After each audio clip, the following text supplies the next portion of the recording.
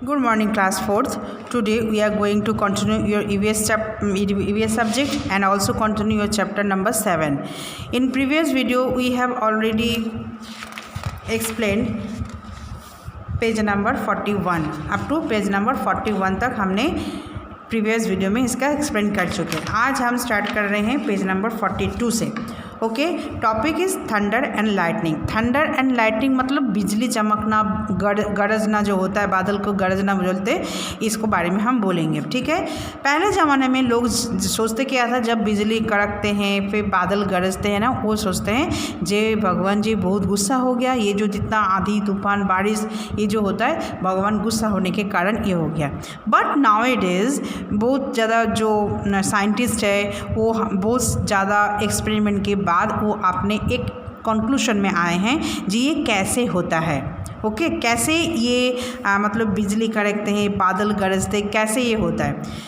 जब तो शुरू करते क्या है, after a very hot weather we may have a thunderstorm. जहाँ पे बहुत ज़्यादा हॉट वेदर होता है ना, वहाँ पे ये थंडरस्टॉर्म होता है, मतलब बादल और बिजली जो कड़कना होता है इसमें वहाँ पे होता है। Large black clouds appear in the sky and they contain electric current in them. मतलब वहाँ पे क्या होता है ना, बहुत ज़्यादा बड़ा एक घना काला बादल बहुत बड़ा सा वहाँ पे आ जाता है, वहाँ पे दिखने को मिलता है, और उसके अंदर एक इलेक्ट्रिक करंट जैसे होता है ना, उसके अंदर वो तैयार होता है। When the clouds come closer to the ground or to each other, जब ये काले बादल एक दूसरे से एकदम नज़दीक हो जाता है या ज़मीन के नज़दीक हो जाता है, तभी ये बिजली कड़कता है, तभी ये मतलब लाइटनिंग होता है। ओके, दिस आर फ्लैशिंग और लाइट, फ्लैशेस ऑफ लाइटिंग, तभी ये बिजली कड़कते हैं।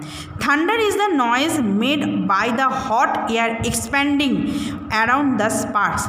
और बादल कब गरजते हैं, जब बिजली चमकते हैं ना, तब चारों तरफ उसकी बिजली कड़क जो होता है ना, उसकी चारों तरफ हॉट वेदर जो हॉट एयर होता है वो चारों तरफ एक्सपेंड हो जाता है, बढ़ जाता है, और उसी के हिसाब से वो आवाज़ आता है, और वो आवाज़ होता है क्या ना, थंडर की।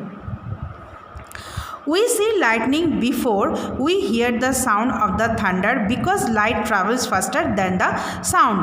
हम जब देखते, जब बारिश होता है ना, तब हम सबसे पहले बिजली कड़कने के बाद ही हम उसका बादल गरजने की आवाज़ मिलता है। मतलब सबसे पहले बिजली कड़कने का आवाज़ आता है, उसके बाद बादल गरजने का आवाज़ आता है, क्योंकि ये दोनों एक साथ ही होता है। बिजली कड़कना और बादल गरजना दोनों एक साथ आता है, लेकिन दोनों एक साथ हमने नहीं सुन सकते।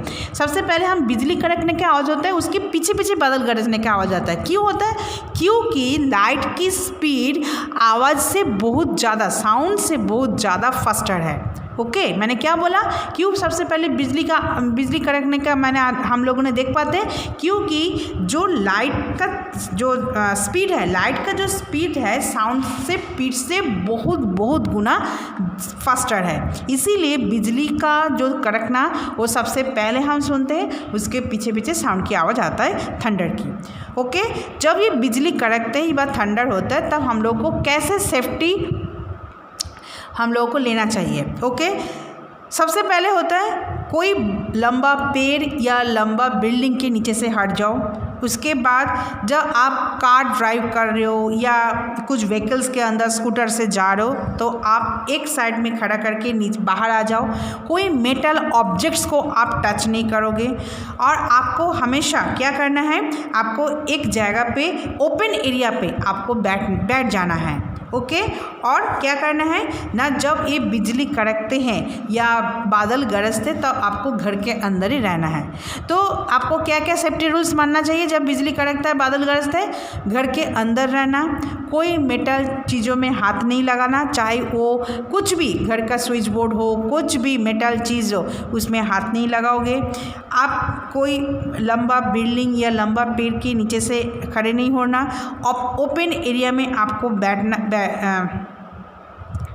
बैठ जाना है, ये आपको करना है। ओके, अब आता है रेनबो। रेनबो कैसे होता है, रेनबो मतलब इंद्रधनुष। इंद्रधनुष हम जब बारिश होता है ना, उसके बाद ही होता है, देखने को मिलता है रेनबो। रेनबो मीन्स उसमें 7 तरह का कलर होता है, लेकिन हम जब सूर्य की तरफ देखते हैं जो हम रोशनी हम लोगों को आंखों में आता है वो वाइट कलर की होती है। हम लोग उसके अंदर कोई 7 तरह का कलर देखने को नहीं मिलता है, क्योंकि जब ये 7 कलर्स जब एक साथ मिल जाता है तो एक वाइट कलर बन जाता है। वो वाइट कलर ही हम लोग देख पाते हैं। मतलब सन रेज जो होता है ना, सन रेज से जो किरणें हैं उसमें तो 7 कलर आ रहा है, लेकिन धरती तक आते आते वो 7 कलर्स एकजुट होके वाइट कलर हो जाता है। वही चीज़ हम देखते हैं जो वाइट हो गया, वही चीज़ ही हम लोगों को आंखों में आता है। तो इसलिए हम लोग कलर आइडेंटिफाई नहीं कर सकते जो उसमें कौन सा वायलेट है, कौन सा ऑरेंज है, कौन सा येलो है, कौन सा इंडिगो, हम नहीं बता सकते।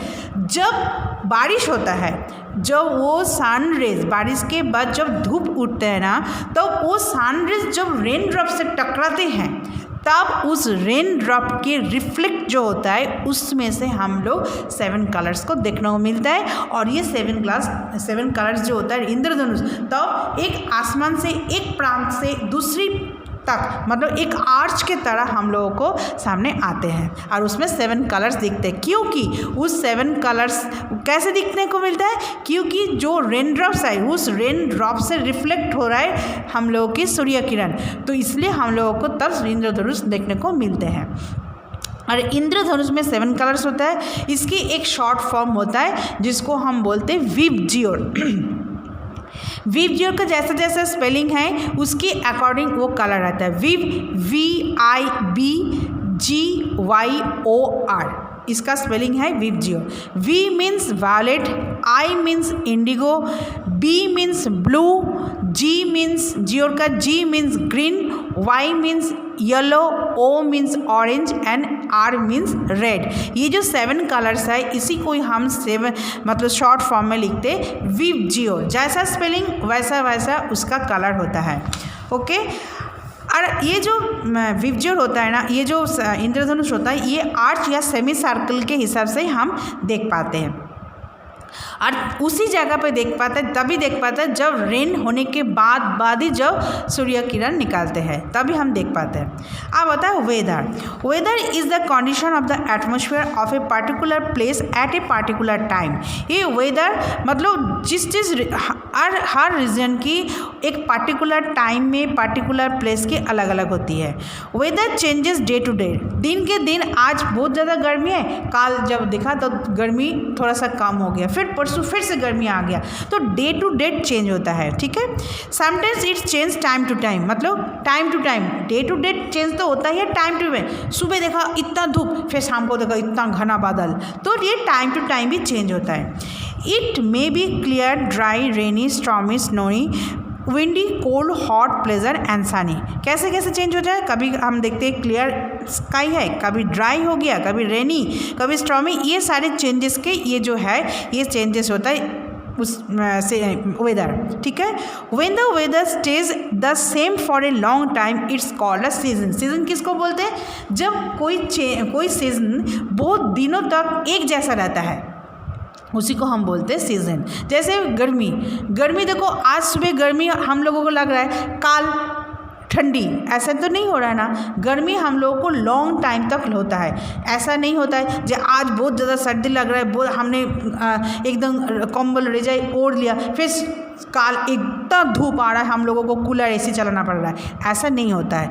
जो वेदर लॉन्ग टाइम तक वो रहता है, मतलब लॉन्ग टाइम तक वो स्टे रहता है, उसी को हम बोलते हैं सीज़न। जैसे ये हम लोग की जो इंडिया में 3 तरह का जनरली 3 टाइप्स की सीज़न देखने को मिलता है। एक होता है समर, एक होता है विंटर, एक होता है रेनी, जो कि बहुत दिनों तक स्टे करते हैं। ओके, अब आता है क्लाइमेट। क्लाइमेट भी हम लोगों की एरिया के वाइज चेंज होता है। ठीक है, average weather condition of a large area over a long period is called climate. Okay, different areas of the world have different type of climate. World के तरह तरह के क्लाइमेट होते हैं। एक कंट्री में एक क्लाइमेट है, हमारे कंट्री में दूसरा क्लाइमेट है, मतलब क्लाइमेट भी चेंजेस होता है उसकी according to areas. Okay, Availability of sunlight, wind pattern and rains are the important factors that affect the climate of a place. ये जो क्लाइमेट चेंजेस है ना, उस एरिया की विंड पैटर्न मतलब उसका जो हवा कैसे चलते हैं, वहाँ का सनलाइट कैसे है, उनकी बारिश कैसी है, ये सब के ऊपर डिपेंड होता है. Weather and climate affect us in many ways. ये जो क्लाइमेट चेंज होता है इसका इफेक्ट भी हम लोगों के ऊपर तरह तरह के ऊपर आते हैं.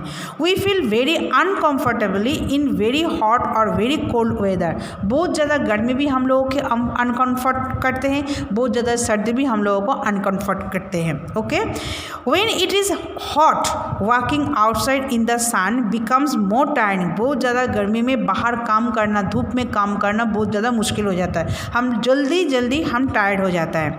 ओके, ड्यूरिंग रेनी वेदर में हम बरसात के सीज़न में भी हम बाहर काम करना मुश्किल हो जाता है. बारिश में गीला हो जाता है, बार बार कपड़े गीला हो जाता है, बहुत देर तक गीला कपड़ा पहने, मतलब उसमें भी हम बाहर में इजीली काम नहीं कर सकते. फिर जब विंटर होता है, विंटर में क्या होता है, फॉगी वेदर होता है, चारों तरफ धुआं हो जाता है, उसमें सफाई से दिख नहीं जाता है. जो ड्राइविंग करते मतलब जहाँ पे ट्रैफिक बहुत ज़्यादा, उसमें ट्रैफिक जाम हो जाता है क्योंकि वहाँ पे क्लियर क्लाइमेट नहीं है, दूर से दिखाई नहीं देता क्या आ रहा है, कौन सा गाड़ी आ रहा है.